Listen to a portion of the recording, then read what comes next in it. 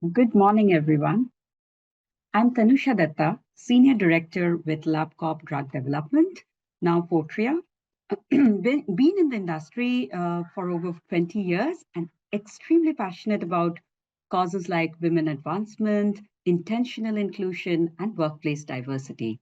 So, beside my day job, I'm also the co lead and founding member of the Women Empowerment Network within my organization for the India chapter, and also a very active member of the Healthcare Businesswomen Association and a founding member of their India chapter, which is a global non-profit organization with the purpose of furthering the advancement of women in healthcare worldwide. So today, I'm very honored to share a few thoughts on a topic that I believe each one of us, especially women, can relate to. So the topic is overcoming imposter syndrome, how we women can overcome self doubt. So before I deep dive further into the topic for today, um, I wanted to spend a minute to understand what is imposter syndrome. So, in psychological terms, imposter syndrome is defined as our constant inability, right? Persistent inability to believe that your success is because of your hard work and the fact you possess distinct skills, capabilities, and experiences. Rather, we tend to feel, or our inclination is to internalize that, you got where you are by means such as luck or being, at the right place at the right time. So it's a feeling of inadequacy and self-doubt that perhaps makes us continuously doubt if we are qualified enough for the job, right? So this term was, I think, uh, first used by two psychologists in the 1970s. And it's surprising that even after 45, 50 years, we are still conversing on this topic, right? So, of course, it exists. So, when the concept of imposter syndrome was introduced, it was originally thought to apply mostly to high achieving women. But since then, it has been recognized that it is a far more widely experienced, phenomena among women, right? Irrespective of where you are in the ladder. Now, women can experience, personally, I feel imposter syndrome in um, during key moments of the existing role, right? Or at specific milestones of your professional journey, such as a career change, a promotion, a transition, etc. Right? So personally, even I have experienced, similar feelings during such moments of transitions.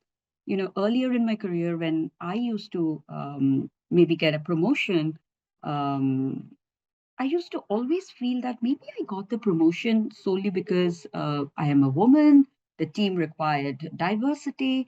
Maybe there was somebody at that moment, nobody better than me, who perhaps would have got it. So this always made me feel insecure and, of course, caused me to doubt my abilities. Now, I think we all go through it. It's a very natural reaction or response, right? When something comes your way, maybe you didn't wait or expect it to happen that quickly. Now, to overcome these feelings, what I focused on is that I put my conscious effort always to remind myself of what I knew I was good at, right? And then put effort toward things like building the right relationships that is grounded in trust, gaining a lot of allies, fostering a culture of teamwork, um, diversify my network, and these things helped, right? So I will maybe talk a little bit more about what we as individuals and as leaders can do to combat this experience of imposter syndrome. But before that, let me share a very interesting study survey report that was conducted by a company, a couple of years back, and it was reported that a whooping 75% of women executives across industries have experienced imposter syndrome in their careers. And I'm sure the numbers are very similar even today if you run this survey, right? So, what are exactly those feelings that you go through while you are experiencing imposter syndrome? So, I would say that, what is top on my list is like self doubt, a lot of self doubt, intense self criticism, you're brooding over your past mistakes and not able to come out of it. Of course, lack of self confidence, the fear of the future, a lot of anxiety. And of course, these have a major impact in your professional journey, right? So, as I said, true imposter feelings will involve a lot of self doubt, uncertainty about your talents and abilities, and of course, a sense of unworthiness that doesn't align with what others think of you, right?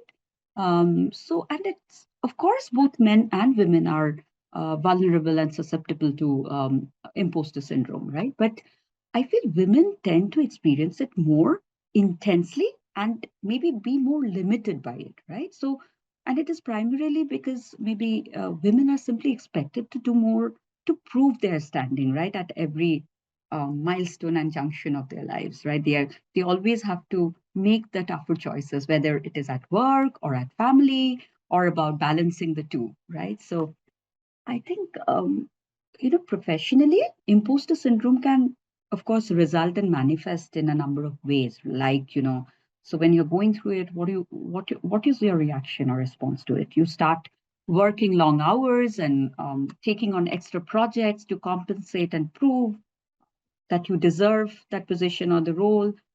You keep dismissing your accolades and compliments that come your way. Hey, no, I really don't deserve it. I'm very humbled, but really, that's way more. You're being too kind. We keep saying that, right? Um, Passing on a job opportunity, because you don't feel you're good enough, and there's somebody else who might do better, and might get through, and then why should I apply?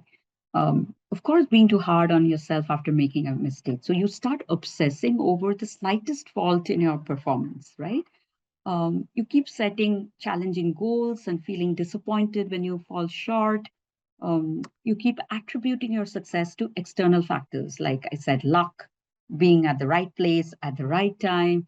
You have a constant fear that you won't live up to the expectations. Of course, the highest being yours, and then you keep sabotaging your own success. You do not self, I cannot stress how important it is to self brand yourself, right? So if you stop self promoting, because you don't believe in your impact and influence, right? So um, I think these are the some of the uh, things that you start manifesting, correct? And the more you feel like an imposter, the more you want to prove yourself. And as a result, what happens? We either burn out or we drop out from the workforce saying that, hey, at this time of my life, I am not able to handle this pressure. So, the crux of this entire discussion, how can imposter syndrome be addressed and overcome? Now, the good news is that if you experience imposter syndrome, of course, it can be overcome, right? You have to put that conscious mind and that conscious effort to it. But I think to start with, it has helped me personally and in my network, what I have seen from my team is that having a supportive performance manager, I think, is the number one factor in combating imposter syndrome. So, I personally always try to be a leader, who is supportive of my team members, and I always remind the women I have promoted that they have what it takes, right, to be where they are and to be successful. So these simple gestures can be extremely powerful and lasting. So keep that in mind. Then would be, try to identify the negative self talk and look for the facts. Do that fact check, right, to challenge your thinking. Um, I think your outlook should be more realistic, and your thoughts and actions should be very conscious and based on your accolades. And do that fact check, to remind yourself constantly of your achievements. You should be celebrating more often your achievements and keep that in your head when that doubt um, kicks in, right? Identify little wins to help you stay positive. It could be in any form. If you think putting reminders of your accolades in form of sticky notes, pin it up on your board, do anything that keeps reminding you um, that you don't need that external validation. You need to validate yourself and make self praise a habit. That's very important. The other fact is, other way to help yourself is get a mentor or a sponsor at work. It's very important because I think we as women look to the advice of a mentor or a trusted advisor, right?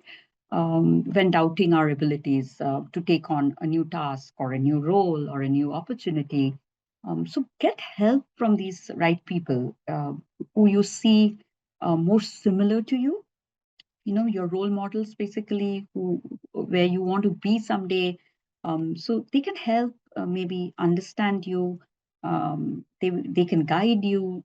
They can help you feel more confident with your current path. I think that's very important. And with that, I would like to stress that building the right network, building the right connections is so important for, it is like you have a network of mutual support, right? So identify allies and advocates in the workplace who believe in you, who are supportive of you professionally, who can endorse you, right? And your achievements.